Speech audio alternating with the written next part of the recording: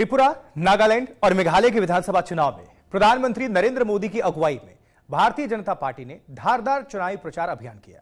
मेघालय में तो पार्टी ने 60 सीटों पर चुनाव लड़ा, जबकि पिछले चुनाव में उसको सिर्फ 2 सीटें हासिल हुई थी। प्रधानमंत्री नरेंद्र मोदी ने पिछले लगभग 6 साल में 47 बार उत्तर पूर्वी राज्यों का दौरा किया। उत्तर पूर्व के 8 राज्यों में आए दिन कोई ना कोई केंद्रीय मंत्री पहुंचता ही रहता है। पिछले वित्त वर्ष के मुकाबले केंद्र सरकार ने उत्तर पूर्वी राज्यों का बजट 113% बढ़ा दिया। कभी उत्तर पूर्व में अपनी राजनीतिक मौजूदगी के लिए संघर्ष करने वाली भारतीय जनता पार्टी ने असम, त्रिपुरा, अरुणाचल प्रदेश और मणिपुर में एक के बाद एक सत्ता हासिल की, और यह काम इतना आसान नहीं था।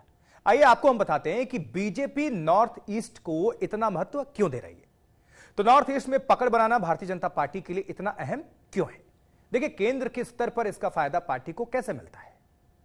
दरअसल पहली बात तो यह कि बीजेपी चाहती है कि उसका दबदबा हिंदी भाषी क्षेत्रों से बाहर भी दिखाई दे।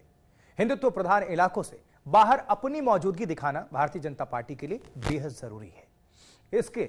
इससे पार्टी के ओवरऑल छवि में इजाफा होता है। इसके अलावा किसी संविधान संशोधन के लिए आधे से ज्यादा राज्यों की विधानसभाओं के अनुमोदन की दरकार भी होती है, जैसे राष्ट्रपति के चुनाव की शर्तों या फिर प्रक्रिया में बदलाव करना हो, लोकसभा या राज्यसभा में राज्यों की सीटों में बदलाव का मामला हो, केंद्र और राज्यों में शक्तियों का बंटवारा हो, या फिर सुप्रीम कोर्ट और हाई कोर्ट की शक्तियों में बदलाव करना हो।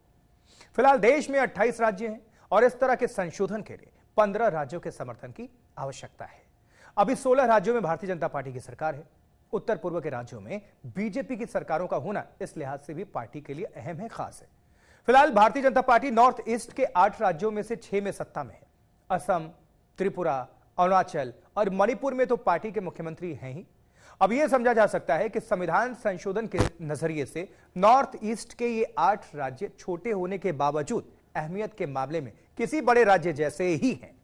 और तीसरा बड़ा कारण क्या है? तीसरा बड़ा कारण यह है कि उत्तर पूर्व के इन 8 राज्यों में 25 लोकसभा सीटें आती हैं। भारतीय जनता पार्टी के पास इनमें से 14 सीटें हैं। उत्तर पूर्व में बढ़त का एक फायदा यह है कि हिंदी भाषी राज्यों में सीटें कम होने पर इसकी भरपाई नॉर्थ ईस्ट भी कर सकता है। अपने प्रतिद्वंदी को खेल के हर क्षेत्र में मात देना बहुत जरूरी है। उत्तर पूर्व में कांग्रेस को पटगति देने से राष्ट्रीय स्तर पर बीजेपी के मनोबल में भी बढ़ोतरी होती है।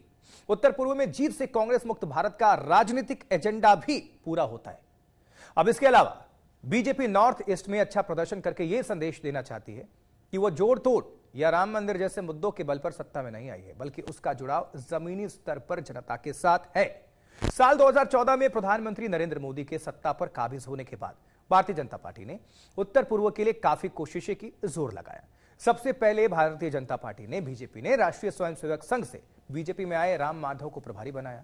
पूर्वोत्तर में बीजेपी को मजबूत बनाने में कांग्रेस से बीजेपी में शामिल हुए हेमंत बिस्वा शर्मा की भूमिका भी काफी अहम रही है। बीजेपी केंद्रीय कमान ने उत्तर पूर्वी राज्यों में बूथ स्तर पर लाखों पन्ना प्रमुखों को कमल खिलाने की जिम्मेदारी सौंपी।